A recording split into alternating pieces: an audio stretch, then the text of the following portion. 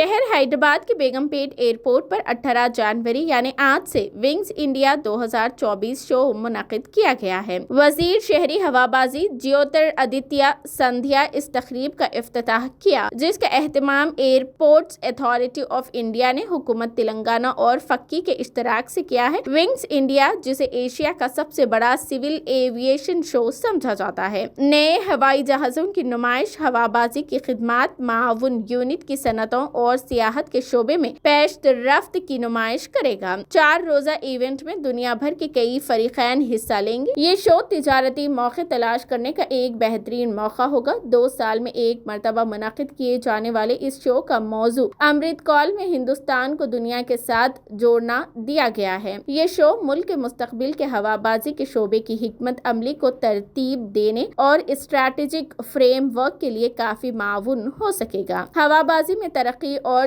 जिद्दत तराजी को 2047 तक फरोग देने का भी ये जरिया बनेगा। इस शो में 100 से ज्यादा ममालिक से तकरीबन 1500 मंदुबीन, तकरीबन 5000 नुमाइंदे और 1 लाख से ज्यादा अफराद शिरकत करेंगे। शो के दौरान तकरीबन 500 बिजनेस टू बिजनेस मीटिंग्स भी होंगी। साथ ही जदीद तरीन वाइड बॉडी बोइंग हवाई जहाज 9x777 और इंजीनियरिंग का नया मुआजिजा एयरबस A350 पहली बार हैदराबाद में विंग्स इंडिया एयर शो में दिखाया जाएगा। बोइंग 9777 फ्लाइट टेस्ट तैयारा बेगम पेट पहुंच गया है और आज और कल उसकी नुमाइश होगी। मुंतज़मीन ने बताया कि एयरबस 350 भी इवेंट में पहले 2 दिन नुमाइश के लिए पेश की जाएगी।